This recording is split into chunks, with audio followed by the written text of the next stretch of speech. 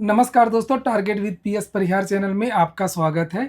जैसा कि आपको पता है कि आप लोगों को इस चैनल के माध्यम से विद्यार्थी जीवन से संबंधित महत्वपूर्ण जानकारियां प्रदान की जाती हैं, भर्तियों से संबंधित नोटिफिकेशन प्रदान किए जाते हैं, भर्तियों के बारे में जानकारी दी जाती है और विद्यार्थियों के लिए जो टॉपर्स की इंटरव्यू है वो भी दिखाए जाते हैं ताकि विद्यार्थियों को सही गाइडेंस, मार्गदर्शन वगैरह मिल सके।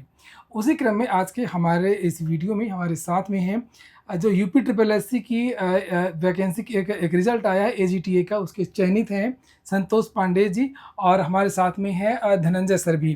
तो आज हम लोग इनसे चर्चा करेंगे इनके चयन के बारे में और ख़ास तौर से जो एजीटीए की एक और वैकेंसी का एग्ज़ाम लगा हुआ है अगस्त के महीने में, उसकी स्ट्रेटजी के बारे में भी हम लोग चर्चा करेंगे।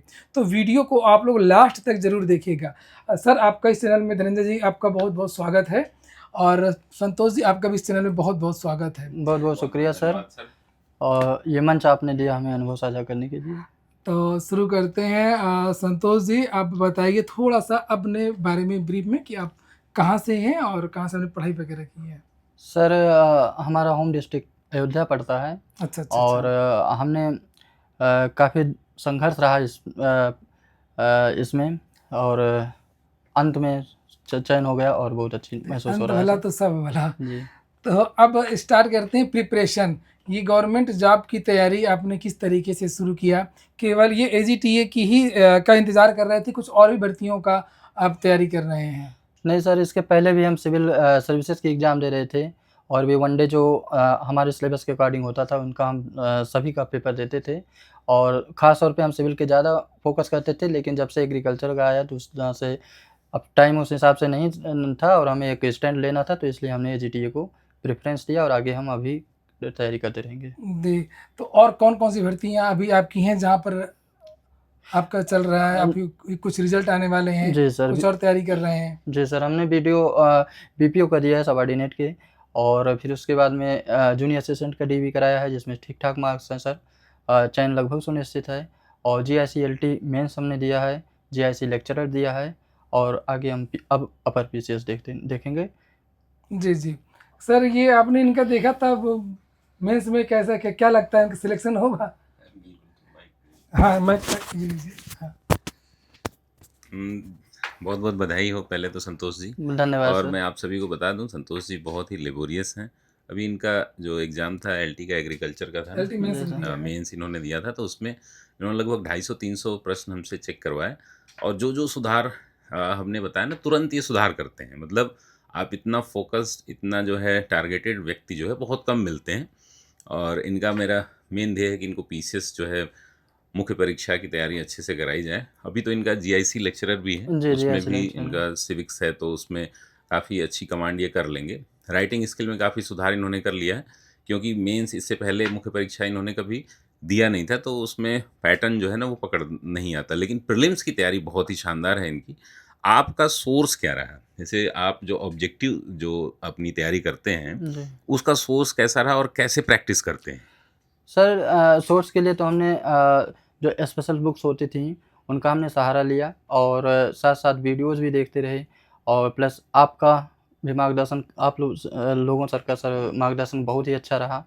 और उसके साथ-साथ हम एमसीक्यू, घटना चक्र के लिए, और तमाम एग्ज़ाम्स जो देते थे उनका हम पीवाईक्यू सारे सॉल्व करते थे, एग्ज़ाम देकर आते थे, चाहे हमने एग्ज़ाम दिया है या नहीं दिया है। विभिन्न प्रतियोगी परीक्षाओं की हमने जीएस का पोर्शन ख़ास तौर पे हमने उसे सॉल्व किया, और इसी तरह से हमने कमांड अपने बनाया सर। आपका पेट में कितना नंबर था जो जीटीए का जो आपने दिया था? सर, एजीटीए में पेट में हमारे 57 के आसपास थे। और एजीटी में कितना किया था आपने? एजीटीए में सर हमारा 66 के आसपास था। अच्छा अच्छा। अभी आप जो बता रहे थे कि हमने इस तरीके से तैयारी की, पीवाईक्यूज वगैरह, घटना चक्र, ये एग्रीकल्चर के बारे में बता रहे थे या संपूर्ण जीएस के बारे में? नहीं सर, संपूर्ण जीएस की बारे में बात कर रहे थे, खास तौर पे हम पीसीएस की बात कर रहे थे। अच्छा, पीसीएस के बारे में जी। बता रहे थे। तो एजीटीए को लेकर टारगेट करते हैं। एजीटीए के लिए समय बहुत कम बचा जी हुआ है, सर। लगभग 2 महीने से भी कम जी समय। सर। तो किस तरीके से विद्यार्थी इस समय तैयारी कर सकते हैं? सर, हमें लगता है कि किसी भी सफलता का सोर्स इंसान खुद होता है हाँ। या प्रतियोगी विद्यार्थी खुद होता है। और उसी तरह से आप किसी को रिकमेंड कर सकते हैं, कोई भी हो सकता है मार्गदर्शन। एक कोई भी संस्थान से आप ले सकते हैं, ऑनलाइन ले लेते हैं, हाइब्रिड मोड में चीज़ें चलती हैं, तो जी, आप जी। किसी का भी रेफरेंस ले सकते हैं। लेकिन जो आपको मूल रूप से आपको सफल बनाएगा वो आपकी परिश्रम कराएगा। कोचिंग क्या करनी चाहिए? बिल्कुल, अगर आपको लगता है सर कोचिंग तो कर लेनी चाहिए। एक अनुशासन बना रहता है कि रेगुलर बिल्कुल, लोग रेगुलरिटी बनी रहती है। और सर चीज़ें समझ में, मान लीजिए कहीं हमें डाउट हुआ तो आप किसी के पास जा नहीं सकते, क्योंकि एग्रीकल्चर चीज़ ऐसा है कि तमाम सोर्सेज सबके पास नहीं है और सीमित सोर्स है। तो इसलिए आपको कहीं भी अगर संस्थान से या फिर कुछ भी लेना है, चूँकि हमें चयन से मतलब है अंतिम रूप से, कहाँ से पढ़े या कैसे पढ़े इससे नहीं मतलब है। जी, जी, जी, क्योंकि जी। सबऑर्डिनेट में सर एग्रीकल्चर की वैकेंसीज कम आती हैं, तो कम से कम जो भी आया है उसी में सारा एफर्ट लगा के हमें चयन ले लेना चाहिए। जी, जी। कुछ बुक्स बता दीजिए एजीटीए के लिए। सर बुक्स के लिए तो आप नाम ले सकते हैं खुल करके बुक्स का। हाँ ठीक है सर, तो उसमें बुक्स के लिए अब निमराज सुंडा तो है तो ओपन है, और अरुण कत्यायन है, अरुण कत्यायन सर की बुक्स आती है, उनकी भी है। और कोई कोचिंग आप खास तौर पर हम एग्रीकल्चर कोचिंग के लिए हम आदर्श कोचिंग सेंटर लिए थे, कानपुर के संस्थान है। अच्छा, अच्छा। जी, हमेशा उन्होंने हमें रिकमेंड किया और खूब अच्छे से उन्होंने हमें सपोर्ट किया, लगातार बात होती रही। और जितना हो सके आप मॉक दीजिए, किसी भी सब्जेक्ट का, जीएस का हुआ, एग्रीकल्चर, किसी भी प्रतियोगी मॉक परीक्षा टेस्ट। की, बिल्कुल जितना आप एमसीक्यू सॉल्व करेंगे और मॉक लगाएंगे आपको चयन सुनिश्चित करेगा सर। संतोष जी का जो मेंस का जो कॉपी मैंने अपने चैनल में डाला, अगर कोई विद्यार्थी देखना चाहेगा तो देख सकता है। बिल्कुल सर। धनंजय जी के यहाँ ये एसीएस इनकी एकेडमी है। काफ़ी क्यों का मूल्यांकन बहुत अच्छी तरीके से करते हैं, तो मैंने एक दिन इनका डाला था और काफ़ी अच्छे लोगों का कमेंट है, तो आप लोग जाकर के देख भी सकते हैं। जी सर। तो और आगे फिर किस तरीके से तैयारी की? सर अब हमें लगता है कि लोअर पीसीएस को छोड़कर और तो सबऑर्डिनेट का सबसे उच्च पद का ये वैकेंसी थी, तो अब सबऑर्डिनेट को तो अब हमें लीव ही करना पड़ेगा। ठीक है, अच्छा, देंगे आप लोअर? अब लोअर में एक बार देखेंगे, नहीं तो अब तो सिर्फ एक पीसीएस जी टारगेट है बिल्कुल, आपका। अब बिल्कुल है, चूँकि अब सामने है तो देख लिया जाएगा। बिल्कुल। और अब सीधा सिर्फ एक फोकस रहेगा पीसीएस पर। जी, जी, जी, जी। तो ये देखिए, ये भी एक सोचने वाली बात है कि यूपी ट्रिपल एससी में इनका कई वैकेंसीज में रिजल्ट आने वाला बिल्कुल सर। है ना? जैसे अभी आपने भी बताया था वीपीओ ग्राम VPO का पंचायत है। वाला है, जी। जूनियर असिस्टेंट में भी जी, आपका जी। वो लगभग हो जाएगा, जी सर। और एजीटी में इनका हो ही गया है। जी। तो एक ही विद्यार्थी का कई जगह चयन हो रहा है, सीट खराब हो रही है, तो वेटिंग लिस्ट को लेकर के क्या कहेंगे? यूपी ट्रिपल एससी को प्रतीक्षा सूची जारी करनी चाहिए या नहीं? बिल्कुल सर, इस हर आयोग को हम तो कहते हैं कि प्रतीक्षा सूची के बारे में सोचना चाहिए, क्योंकि इससे अब आप इन प्रोसेस में हमारे 4 वैकेंसीज हैं सबऑर्डिनेट की ही आपकी? जी, और मतलब लगभग चयन है, और ऑन प्रोसेस में लगभग 7 वैकेंसीज हैं, जिनका भी जूनियर असिस्टेंट 3284 जो एक वैकेंसी के आई थी, उसमें भी टाइपिंग के लिए हम क्वालिफाई ही रहेंगे।